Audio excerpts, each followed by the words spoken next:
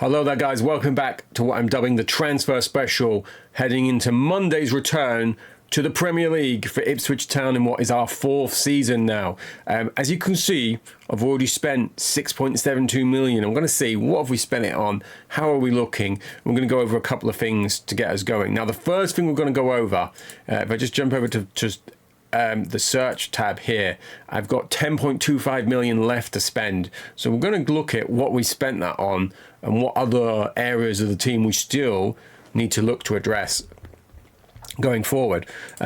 Now, firstly, ignoring my friendlies and my tour of Scotland, well, game coming up versus Morton in 6 days. We're going to play up to that stage, but we're not going to watch the game. We are opening with a home game live on television, Monday Night Football, against last year's champions. So we're the champions of the Championship versus the champions of the Premier League. So Man United won the Premier League last year. Let's go into Premier Division. So United were first. We are then going up against games against Blackburn and Derby, who I believe were top half, at least from having a look. So we're opening with 2 home games to give us a chance. A few things to go over. We're going to start, you might have seen a spoiler there of one of my new additions, but we're going to start with players out from last year, because the unthinkable happened in the sense that Juan Francisco Palencia will not be joining us on this Premiership campaign. He's gone to Arsenal, not content with knocking us out of the Premiership, the FA Cup. They then took our striker on the eve of our return to the Premiership. So he had a 6 million release clause. They came in, they activated that. He's gone off. So cost us 100,000 from Cruz Azul. He got 4 goals in his first year, 25 in his second, and 20 last year. So he played less games. He actually had a higher rating during that, and similar assists. Only ever scored the 3 penalties for us in amongst those goals too. So, you know, it's hard to begrudge him taking the big money move to Arsenal. He's on 14,500. He wasn't making that with us. I'm not even sure if I can offer that to players at the minute. So he is gone. You might notice he's also gone is Ricky Simica. Spurs came in. We had paid 1 million for him. 51 games, 5 goals. 39 games, 3 goals. And Spurs came in. They offered like 2.9. I managed to get that up to 3.5. So I was happy to let him go for that price. Because I feel like we've improved on him. So we generated 9 million. So we're going to go into this season's players out, though. Clapham is finally gone. And then Johnson, we got £1 million for him from Stockport. So Stockport looking to replace some of the players that they have lost. I've spent it on Tommy Johnson. So, you know, good luck to him. He just didn't work for us. So getting him on a free, getting £1 million from him a year later, he played a very small role in the promotion. It's not a player that we are expecting to use, nor will we miss. But let's look at players in. This is much more exciting. I'm going to start with what I would consider our marquee signing, which is Stan Collymore. Free transfer, 30 years old, 2 England caps, either foot, 14 off the ball, 17 pace, 16 set pieces, 14 shooting, 6 determination. Probably not a surprise to anyone. Great strength, though. Good stamina. He has come in on a free from the relegated Aston Villa. He's hit 11 Premier League goals in the last 2 years. We have grabbed him for 13,000. So he wanted more than that. That was the maximum I could bid. And he's got a 3.4 million release clause. But if someone triggers that, it means that he's done well for us. So I'm not fussed about that. Next, I'm going to move on to Sami Hupia. He has come in 2.8 million. So pleased that he's a left-footed centre-back, so he will be going on the left-hand side. Not too dissimilar to Ricky Simica, so we managed to replace him and keep just shy of £1 million. Younger player, Finnish international, so helps the commercial revenue. I don't know, probably not. I'm going to get to the big name there in a second. Scott Wilson, another centre-back coming from Rangers, 800k. Decent all-round stats. He was one of the players I remember can sometimes become pretty good on here. He's hardly played for Rangers, though, so we're going to give him a chance of developing in the Premiership. Petter Rudy coming back to the Premiership. He's more of a fringe or a squad player, so a much stronger midfield option for when we don't have some of the other guys. 30 Norway caps, 3 goals. He left Wednesday to go to the Chicago Fire for 1.1 million. He's been there for a few years. Literally offered 1.1 because he came up in a scout search, and I was thinking, do you know what? Could do a job for us here. Fits all across that system we play. Gives us an opportunity to move to a different system if we want. Scott Parker, 20 years old, 1.3. He started to develop really nicely in the last season. And we got him for 675,000. So I feel like that's a bargain. He's only just started to come through really for Charlton. So someone who's going to offer us a bit of depth, future England midfield partner of Steven Gerrard if he keeps going. And then we're going to talk about the saga of Shay Given / Richard Wright. So Shay Given, 1.8 million. You saw that we needed a goalkeeper or a backup goalkeeper on the previous episode with the QPR debacle. So he was also at, I was going to say he was at Villa. That's not right. He was at Sheffield Wednesday, who were relegated. Wednesday paid 2.8 million for Shay Given, and then they've sold him a year later, having been relegated for £1 million loss. So I'm not even sure what they got in here. Like they've got Christopher Middleton. Looks like a regen. Yeah, so he's a free signing. So he's got some promise. I'll go give him that. But I was pleased with that, partly because at the time, that's the wrong goalkeeper. Wright had only a year left, so his contract was running out this year. And he just wouldn't sign a new transfer. I have been offering him contract after contract after contract after contract. He kept wanting a minimum release fee of about 3.4 million. I tried to sell him for more than that after signing Given to see if I could flip the keepers round. No one jumped on him straight away. Then bizarrely, Man United, who were interested in him previously, bought Neil Sullivan for about 6 million. But he is signed now. He's on 11,000 a week. He's got a relegation release clause, though, of 3.5 million. That is the minimum fee that I've been able to get him. So if they go down, 3.5 million, if anyone's coming in to take that. But that is the only way I could guarantee Richard Wright being part of this team for next year. Now, here is Tony. Tony is now going on the transfer list. So transfer list for you, Tony. Back up for the first team. Thanks for everything you did, getting us promoted. Off to the reserves you go. Number 50, because it's squad number time this year. So that is the makeup of the team. If we jump in here, I've moved Holland back to the right. I'm going to keep Holland in that defensive spot for the time being. You know, he's not got the best positioning. He might get found out at this level, but we've still got Laurie Wright. Here he is here.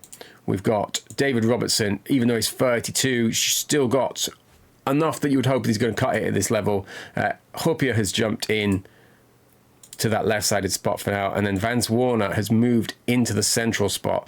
So again, tackling decent strength, okay strength, good positioning, okay passing, good pace. His marking isn't fantastic, but I feel like he's good enough for us to be starting the season with.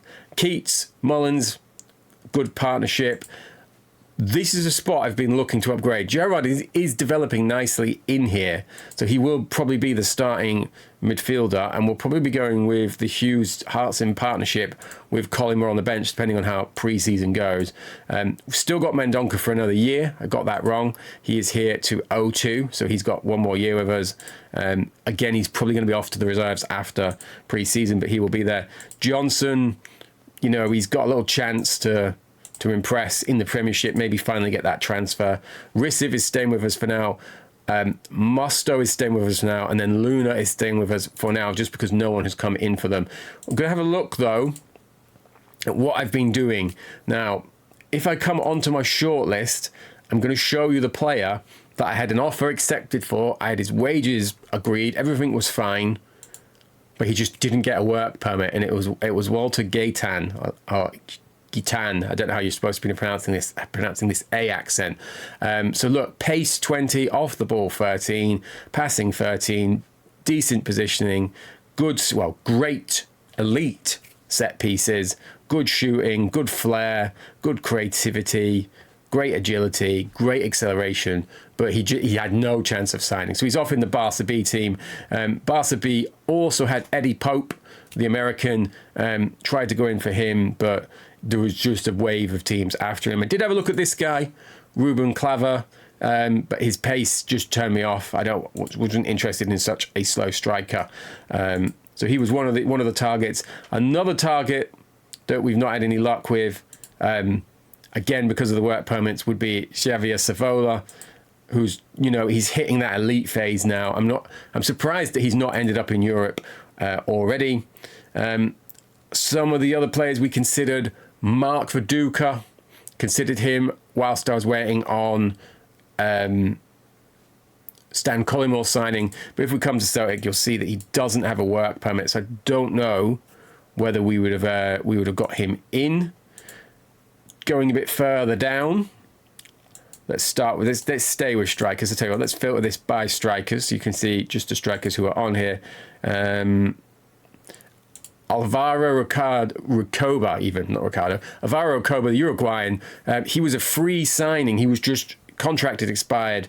I was named as the third team that he rejected. So he's gone to this team, Fortaleza. I'm not even sure what country they are in.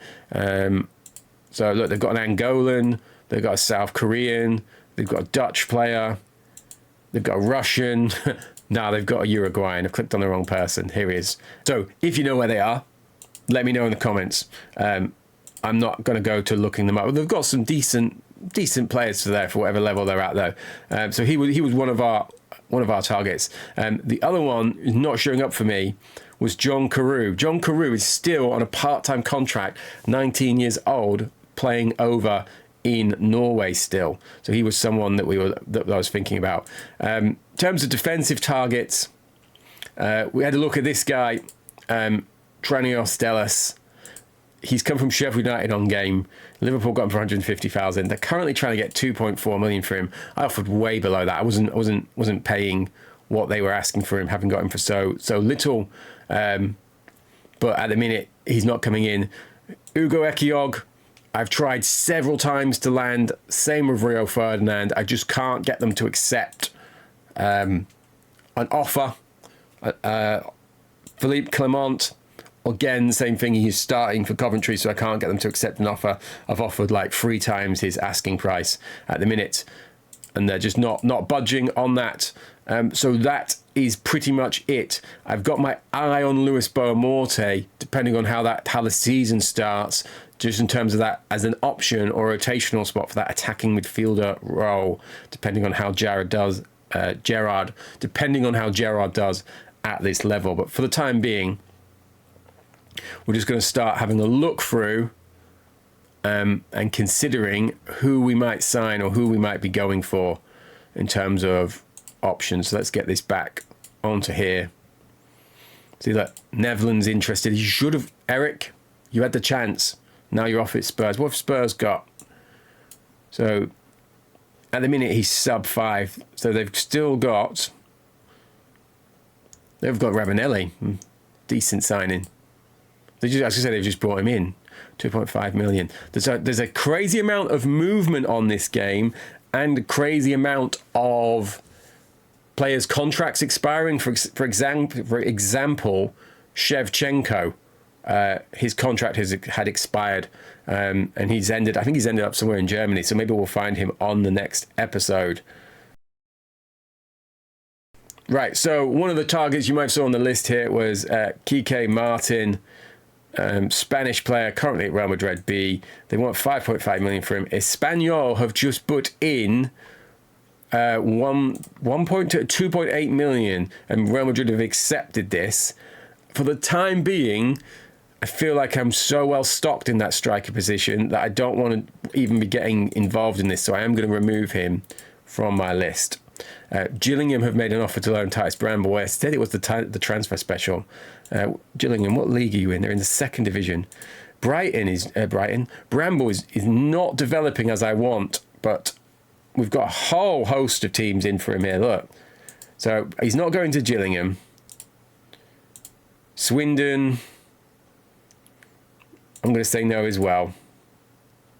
I'm going to keep him for the time being. And then Morton, who we're playing. I always play Morton in pre-season games, you may notice, just because I'm a closet Greenock Morton fan, which I've probably mentioned before. Do you know what? I think I'm going to keep hold of him for now. They're in the first division, but I'm gonna, for the time being, sorry guys, I'm already doing you a favour with the game. Right, didn't mention this guy because I knew I had an offer in. Argentinos have accepted an offer from Ipswich for Hugo Brasilia. We're going to have a look at this guy here. He's one of my scouting suggestions. Now, he was one of my scouting suggestions. He is 31, but then he's a Paraguayan. So I feel like that overshadows that. We've lost one Central American / South American. I'm looking to get that quota back to it. I'm looking to keep it at least one because Ramirez Luna may be on the move. But if you look at this guy, either foot, good strength, great stamina, great pace, good passing, good shooting, good set pieces. I've had an offer accepted for him before. I'm not fussed about his age, but I didn't manage to get him to agree, even though I came pretty close to his terms. Now, this is good for me because last time out, I was not able to offer him this amount of money. I'm going to leave his goal bonus high. Last time I was about £4,000 short, which is probably why I wasn't able to get him to agree. But we're going to offer him this, and we're going to see if Hugo Brasilia, who I'm not familiar with in real life, I'll need to have a check on him, what his actual career was, is he going to be able to come in and help us in the Premiership for a year or two? This is where some of my guys came from. It was this searching here. So this is Ben Putnam. So he's got okay scouting ability. He was the guy who found me, Walter, though. He's since found me this guy, Lucian Christian Marinescu off at Salamanca. I once played this Salamanca on Championship Manager 3 way back in the day. He's found me a Ronaldo, but not the Ronaldo. Osvaldo Mackenzie, you know, not bad, but not really the level that we are looking for at the minute. So for the time being, his work is D2. This is now this has got my interest. Nicholas Allen Ndoje can play either side. Great off the ball. Positioning's good. Passing's good. What's his crossing? His crossing is 11. Now, he's someone who could be of interest to me.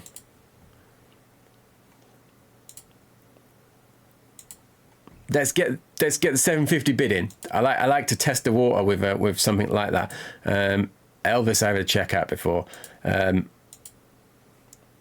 Right, Rotherham, second division. Lee Roche. What did you do last year, really? We called you back from Southend because you weren't really playing, were you? I'm going to keep him as well for the time being. I like to see how these players do in pre-season first. I should probably take them off, but he's in the conference. I should probably take them off the loan list for the time being. If we keep getting too many loans, I will do. And there we are. Look, Hugo Brasilia, he's got no sense of drama for the episode and how great it would be if he would come in. He just keeps turning us down. He's a 31-year-old. He's only on 7,000. I was offering him nearly double his money. Can't offer him a house and car because it's not Premier Manager. So for the time being, we are going to park our interest in Hugo, sadly. Gillingham, again. So, and there we go. We've got all the way through to the Morton game, and we've not really done anything in terms of additions. If we were going with this team now, if this was the opening day of the season, Mullins is out. So let's remove Mullins, and Rudy is injured. So, and Parker is injured. So it shows us why I was trying to add depth, because the depth that I have added isn't really even going to cover us here. We have got Andrew Scally, who could potentially play in midfield, although he's got 9 passing. But he's someone that I'm hoping to keep in and around the fringes of the team more this year. What I am going to have to do, though, for this game is I would drop Gerrard into there, and I drop Luna into there. It is nice, though. I'm going to show you this as the final part of the episode. If this was the league game we were going into, look how many people we would be able to put on our bench. I'd be able to have a goalkeeper finally, which was why I signed such a competent backup. This I'm probably going to do on the real season. I want Cundy in here. Even though I'm trying to get rid of him, even though he's not really good enough for this level. He wasn't really good enough for the last level. What did he end up playing last year? The fact that he has stayed with us as we've got here, I'm going to reward him with a spot even. So that's probably going to be my opening day. I might click Jarman out and bring Stefan in, who I keep always wanting to call Sebastian now.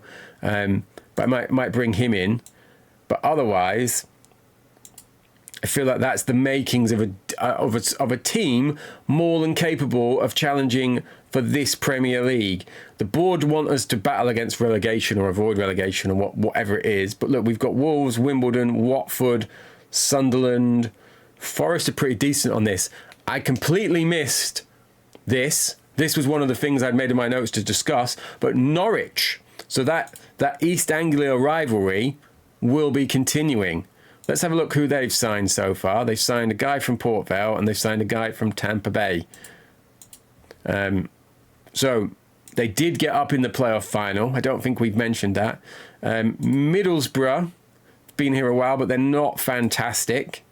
So we could be looking to finish above a few of these teams. Bolton, another one. Birmingham, who came up with us that we know we can compete with. Let's have a look how they've been doing. So they've only signed Neti Sumiala. And if he's starting for them, I still feel like we're going to be better than them. So there we go. That is it. Sorry this episode was late. As I said, I've been ill this week. I am recovering now. I was just behind because of being behind with real work. But season will be starting Monday, straight in with that televised game against Man United. See how we do. Maybe have one or two more signings to announce by then, but we are starting to run out of squad space. I could do with getting some players out permanently before we do that. But thank you very much, and I'll hopefully see you all Monday for Championship Manager and Wednesday for the continuation of the Trinidad playthrough on FIFA 98 Road to the World Cup PlayStation 1.